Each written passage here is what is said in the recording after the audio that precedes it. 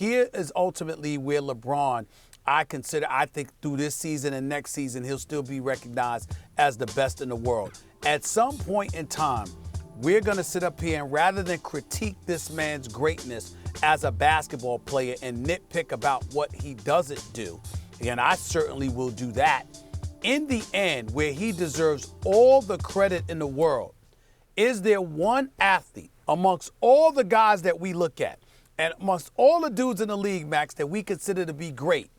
Does any of them put in the work LeBron James puts in? The answer is no.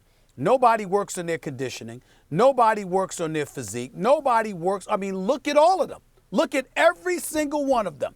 I mean, whether it's a guy that's not cut enough, whether it's a guy that's not strong enough, whether it's a guy that's not in the gym enough, not working on his game enough, not working on his physical condition enough, there is a drop off because in the end, the number one thing that LeBron has over all of them, which is what we should pay homage to for him above all else.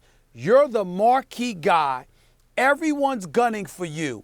And this man never cheats us when it comes to being in that gym and working on his health and conditioning. Nobody eclipses LeBron on that level. And that is ultimately what we're going to have to thank him for most in the game, in the end.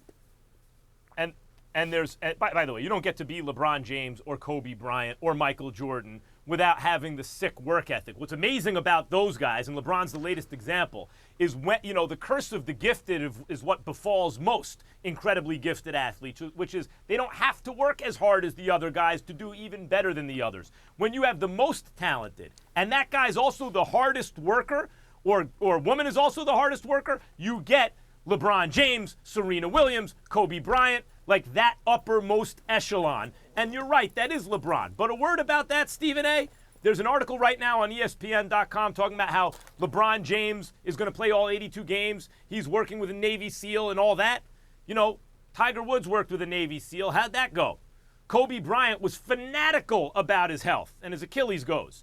I mean, sometimes the human body, no matter what you do, sometimes even the harder you work it, particularly as you get older and you got a lot of miles on the legs, something's going to give. And it's hard to talk about that without feeling like I'm going to jinx the guy. So knock wood, nothing happens. But even in spite of Anthony Davis's injury history, I believe going forward it is LeBron based on age and miles, and maybe even the things he's doing to stave off injury, because that's also wear and tear on the body. It is LeBron who's more likely to suffer a catastrophic injury based on those factors than Anthony Davis. Well, I would say to you, do not bring up Tiger Woods in the same breath as LeBron James when it comes to the Navy SEALs deal. Number one, you just highlighted how you don't view golfers as athletes and whatever the case may be. So that means Tiger ventured into a world that was completely foreign to him and his body based on the game that he plays and what it requires. In LeBron James' case, you're talking about somebody that is adroit enough, intellectual enough, smart enough to utilize what he could peel from training like a Navy SEALs or whatever the case may be to his advantage. LeBron James is one of those rare individuals who takes care of his body in ways that most people never have as far as we have ever seen. So I wouldn't worry about him in terms of his training because he knows it better than those guys.